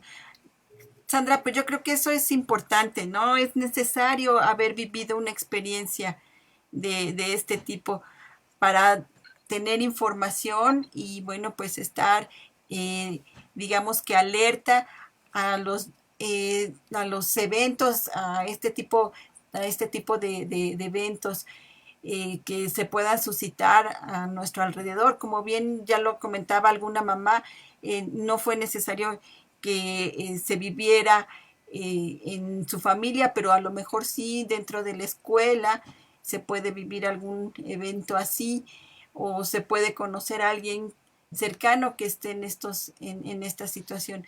Y ahora, como lo decía el doctor Alejandro Águila, en esta época de pandemia, también aumentamos, digamos que estas pues formas de tener solución ante problemas como el COVID, ¿no? El COVID también ha aumentado este año, doctor, el año pasado también, los suicidios con respecto al 2019, al 2018, han aumentado. Sí, el último informe que tiene el INEGI sí habla de un aumento, e inclusive menciona del 49%. Recordemos que a veces lo hacen por números y a veces por porcentaje de población. Antes de la pandemia teníamos el 5 por 100,000 habitantes, hoy en día tenemos el 9 por 100,000 habitantes. Entonces, a nivel macro, sí sabemos que prácticamente se ha duplicado el número de suicidios. ¿Qué está haciendo el instituto al respecto? Ya nos decían que a través de redes sociales, porque ahora de forma presencial no se ha, bueno, se ha limitado mucho la atención a estos pacientes. ¿Qué es lo que está haciendo? ¿Nos pudiera volver a mencionar esto, doctor Águila? Trabajamos en 3 niveles. El primero es la prevención, que damos obviamente diplomados y tenemos una oferta académica de tanatología, logoterapia, psico-oncología, escuela para padres, tenemos intervención en crisis y nuestro diplomado de introducción a la suicidología, que está dirigido a todo público, pláticas, cursos, conferencias, folletos, videos, todo lo que es participación en medios, este tipo de foros que nos abren las puertas, es decir, todos los medios que nos permitan compartir, allí estamos para hacer prevención. En atención, como lo comentaba, pues tenemos, por supuesto, todas las redes sociales, tenemos un correo electrónico, tenemos teléfono de WhatsApp y a través de esto podemos atender en forma gratuita y oportuna al paciente. Y tercero, la posvención. Ya nos habían preguntado si hay posibilidades de integrar a grupos de personas en duelo por suicidio, pues tenemos estos 2 grupos, tanto jóvenes como para padres, y esto permite que en esta posvención hagan un duelo mucho más fácil, más digerible. Nos pregunta Alma González, ¿existe alguna relación entre el suicidio y el juego de Fortnite? Un juego virtual que bueno, pues ahorita está entre los jóvenes muy de moda. Y bueno, no solamente este juego en particular, sino los juegos de video, doctor. En este juego yo no he encontrado una investigación que nos diga Esto ha llevado a tal número de suicidios en jóvenes. Sí hay investigaciones en donde el videojuego inicialmente se convierte en una adicción. Yo tengo pacientes que 10 horas al día dedican a jugar. Entonces ahí vemos obviamente una problemática de salud mental en un adolescente. Por eso es importante el que equilibremos el tipo de actividades que tengamos durante un día. Sin embargo, sabemos que todos los videojuegos sí tienen un nivel no solo adictivo, sino de violencia muy fuerte, que inclusive son los más populares entre los niños y los jóvenes. Entonces, respondiendo a la pregunta, son factores que influyen y que estos factores pueden ser los que de alguna forma integran una decisión de quitarse la vida, pero para hacerlo más claro, un suicidio tiene factores predisponentes y precipitantes. Los predisponentes son la personalidad, la historia, etcétera, del sujeto, y los precipitantes pueden ser obviamente adicciones, una crisis o una condición como el videojuego. Doctor, para ir cerrando estos comentarios, ¿tendría algún mensaje final para todos los papás que nos están viendo, para los jóvenes que también nos están siguiendo en esta videoconferencia? ¿Algún mensaje final para ellos? Por supuesto, primeramente, pues obviamente agradecer que nos hayan acompañado y mencionarles que el suicidio es la única muerte que podemos evitar y que el suicida siempre manda mensajes y en la medida que detectemos estos mensajes podemos brindar una ayuda. Yo en todo el trabajo que he hecho no he encontrado un adolescente sin talento. Hay que desarrollar los talentos de los jóvenes en la medida que sean más productivos, creativos, imaginativos, van a tener este deseo de vivir por lo que pueden ellos dar y aportar.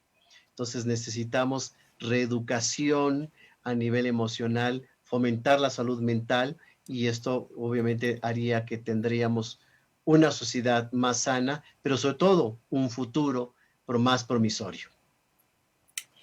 Doctor, vamos a compartir su página donde vienen los teléfonos y las redes sociales. Gracias. Vamos a dar oportunidad a que el doctor nos pueda compartir su pantalla. Por favor, nos pudiera compartir en su pantalla esta página con los teléfonos y con las redes sociales. Nos han preguntado también mucho acerca de ello. Con muchísimo gusto. A ver. Tenemos aquí también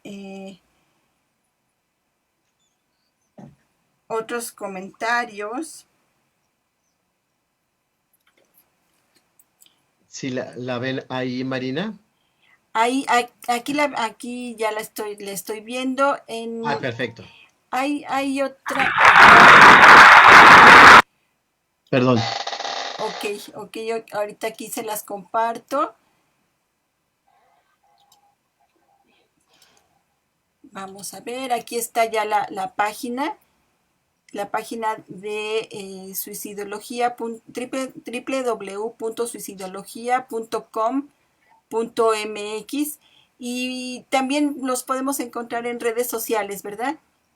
En todo, Twitter, Facebook, estamos en YouTube y obviamente también en LinkedIn como Suicidología o Alejandro Águila. En cualquiera de las dos vías les da acceso a cualquiera de nuestras redes. Uh-huh. También hay atención vía remota, doctor, para la Exactamente. gente que no esté, por ejemplo, aquí en Ciudad de México y que esté en otra parte de la República. Puede haber contacto con ustedes a través de terapias remotas. Hemos podido dar inclusive fuera de nuestro país, en otros países, y tenemos pues las plataformas, por supuesto, de Zoom, Google Meet, y en algunos casos, para algunas personas, inclusive por WhatsApp.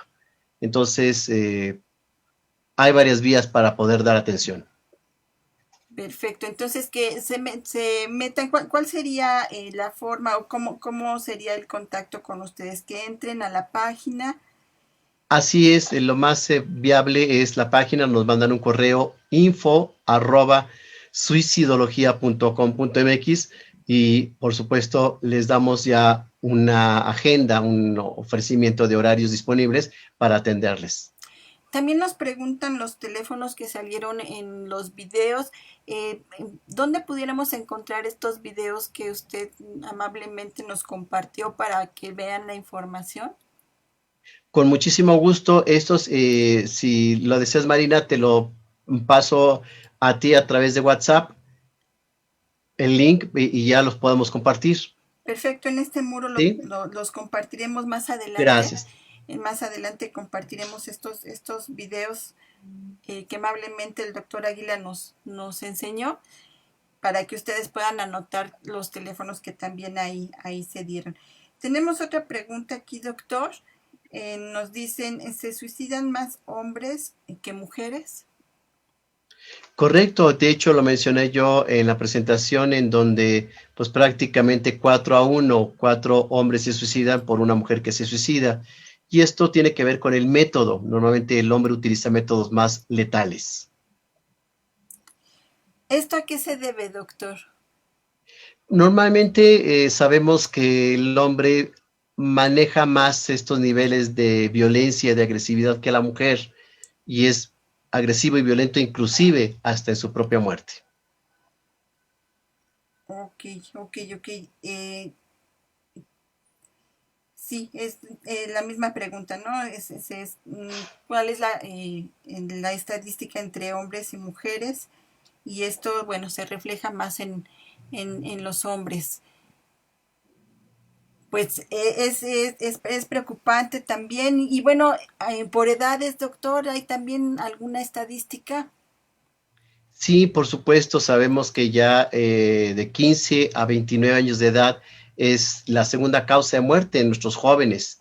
Entonces, esta es la población o el grueso de la población mayormente vulnerable. Así es. Y bueno, pues no nos queda más que decirle a los papás que, bueno, pues presten mucha atención.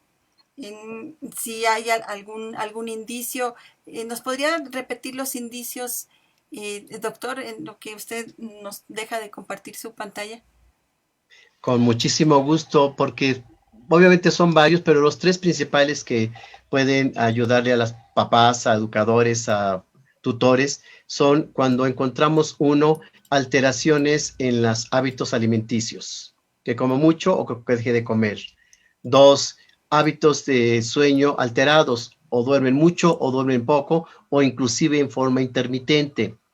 Y 3, cuando empiezan a manifestar desgano de la vida, poco entusiasmo, no hay planes, no hay proyectos, regalan sus cosas, se aíslan. A veces la conducta no verbal es la que nos muestra que el adolescente o la persona que intenta quitarse la vida no está disfrutándola. Entonces no salen, no hacen proyectos, no disfrutan, se les ve decaídos, aislados, tristes. Entonces serían los 3 elementos que encontramos en una persona cuando hay un riesgo suicida. En esta época de pandemia también habría que decirles algo a estas personas que se encuentran en una situación de COVID y que además por la misma desesperación tienen este tipo de pensamientos e incluso eventos. ¿Qué pudiéramos decirle a las personas que ahorita están viviendo una situación de desesperación? Sabemos que esos estados de desesperación, de ansiedad, son temporales, no permanecen todo el tiempo. El organismo no puede resistir tanta ansiedad todas las 24 horas del día. Entonces, sí es importante el que se trate por una forma sanas de evitar estados de estrés, de ansiedad o de tensión. Yo decía mucho equilibrar el día, no levantarse a tal hora, tener ciertas actividades y deportivas o de trabajo, escolares, culturales, sociales, etcétera. Repartirlo adecuadamente para tener un equilibrio en el funcionamiento cotidiano de vida.